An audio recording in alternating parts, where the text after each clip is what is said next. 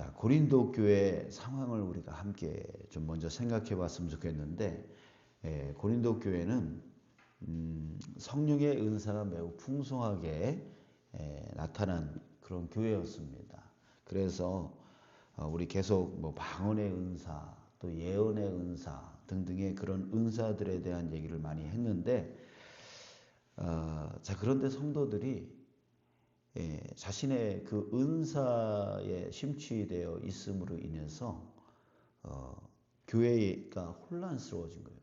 왜냐하면 그 은사를 자기 과시용으로, 수단으로 사용을 했던 것입니다. 그래서 예배를 드리면 이 은사 때문에 아주 난장판이 되어지는 거예요.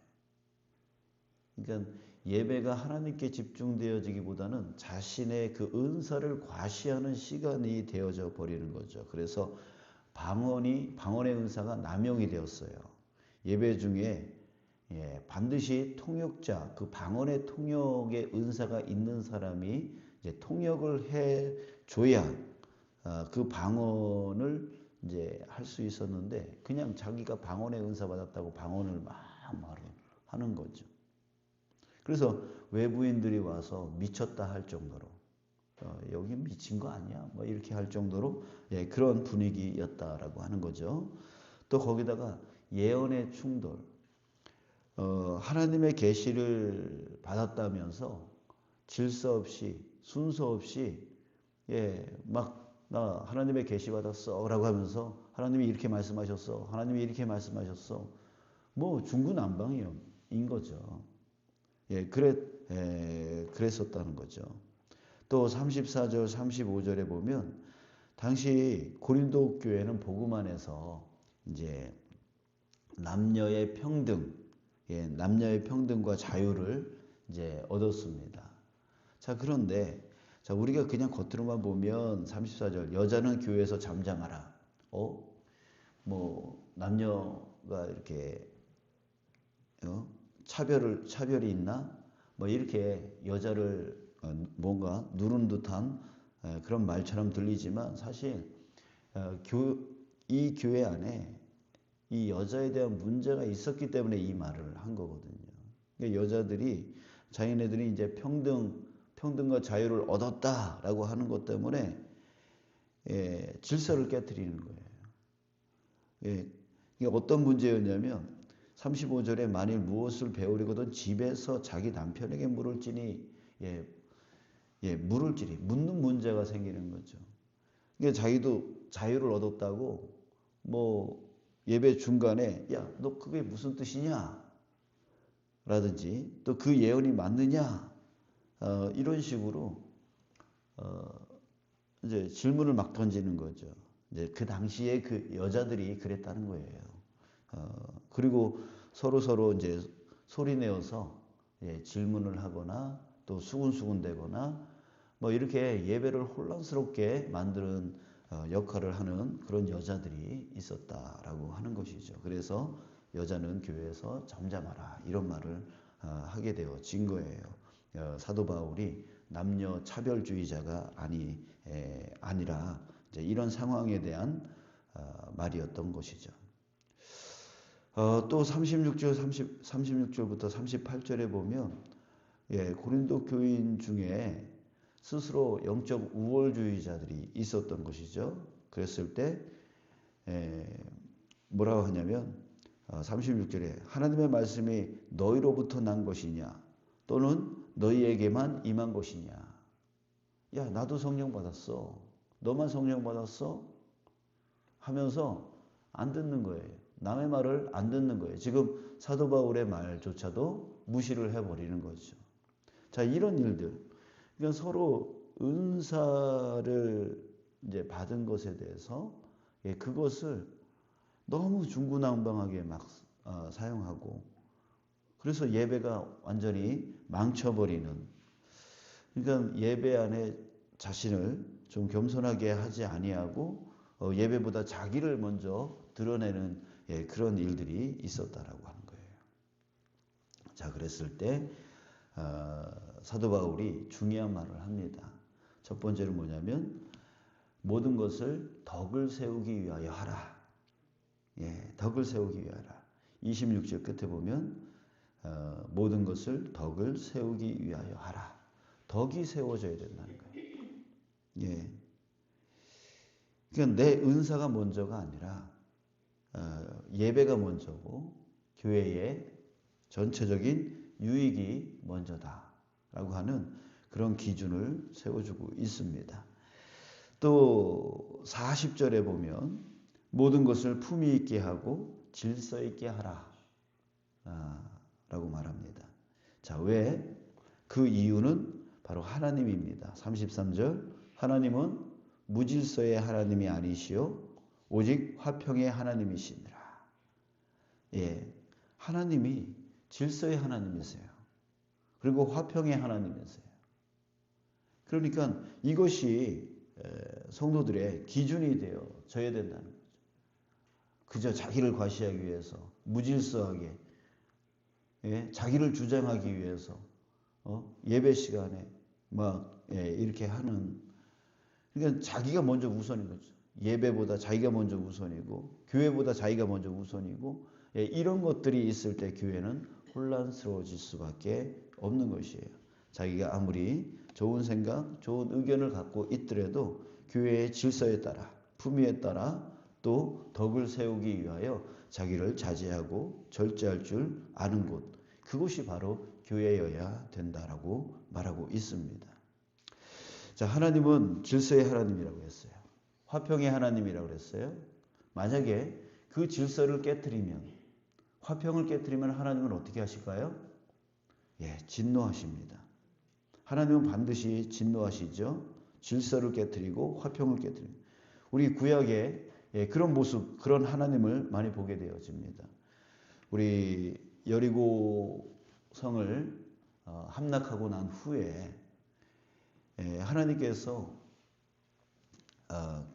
그 개인의 유익보다 공동의 유익을 위해서 정해놓은 게 있어요. 아무것도 취하지 말아라 라고 하는 그런 규칙을 만들어 주셨어요. 근데 아간이라고 하는 한 사람이 몰래 그 여리고성에서 취한 그 금과 그물 또 옷을 자기 천막에 몰래 숨겨놨어요. 이것이 어떻게 됐어요? 전체 공동체를 무너뜨리는 일이 되어버렸어요. 그리고 다음에 그 아이성과의 전투에서 패배의 요인이 되었습니다. 결국 한 사람의 그 욕심 때문에 전체 공동체가 피해를 보게 되어지고 또 거기서 죽지 않아도 될 사람들이 죽게 되어지는 그런 일들이 벌어진 것이죠. 그래서 하나님은 결코 이 부분을 용납하지 않으셨습니다. 예, 용납하지 않습니다. 또 거기다가 교회 질서 중에 중요한 것은 바로 뭐냐면 영적 권위의 질서예요. 영적 권위. 예, 우리가 지금 세워진 이 자리는 자신의 그 직분이나 또 역할이나 또 이 모든 것은 하나님이 세워놓으신 영적 권위가 있는 자리 아니겠습니까? 예, 그런데 그걸 무시해버리면 내가 이 사람을 목사로, 이 사람을 장로로, 이 사람을 권사로, 이 사람을 이런 사역의 자리로 인도했는데 그 사람을 무시하거나 그 사람의 말을 듣지 아니하고 질서를 깨뜨려 버린다. 자, 이것을 또 하나님이 결코 가만두지 않는 것이죠. 우리 구약에서 모세의 그 영적 권위를 도전한 사람이 있죠. 고라. 그 사람은 결코 어떻게 됐습니까?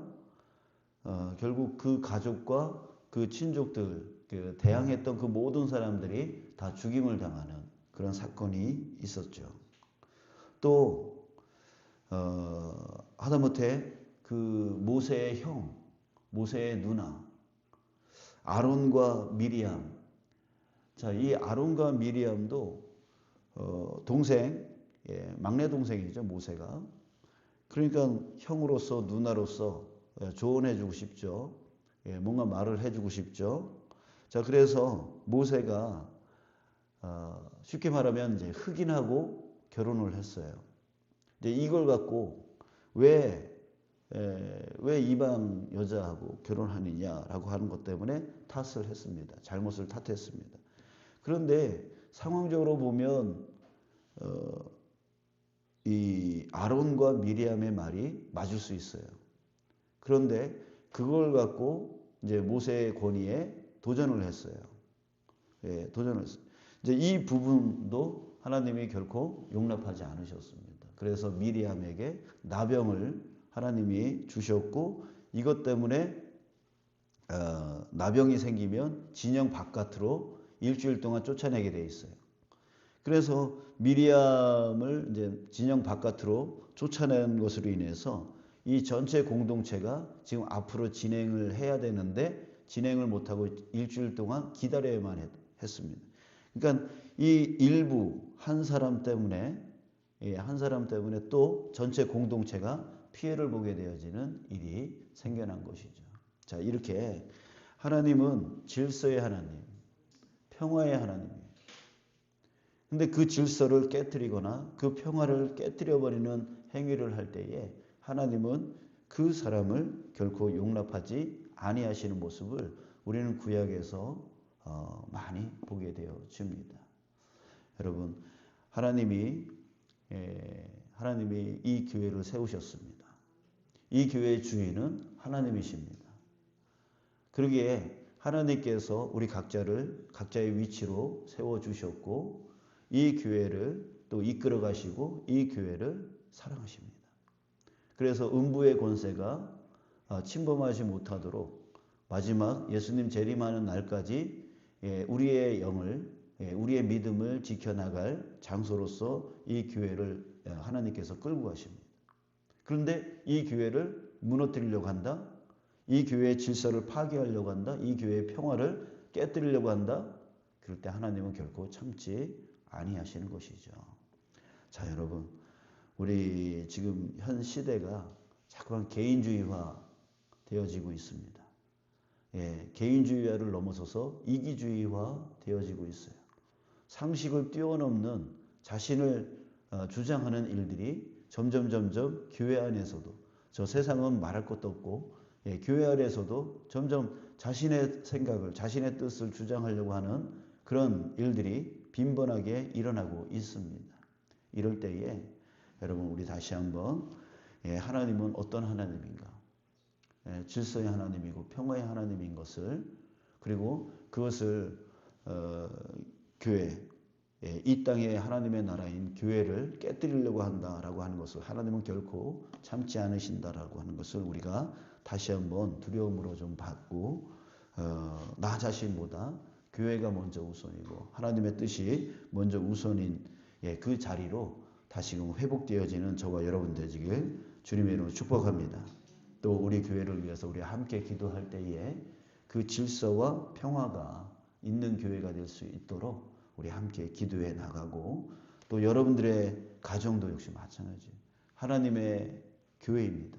여러분들의 가정도 하나님의 교회예요. 그랬을 때 여러분들의 교회를 위해서 기도할 때에 그저 잘 먹고 잘 살고 부자 되어지는 것만을 위해서, 건강만을 위해서 기도하지 말고 그 안에 하나님의 질서와 하나님의 평화가 넘쳐나는 우리의 가정이 될 수 있도록 기도하시는 저와 여러분 되어졌으면 좋겠습니다.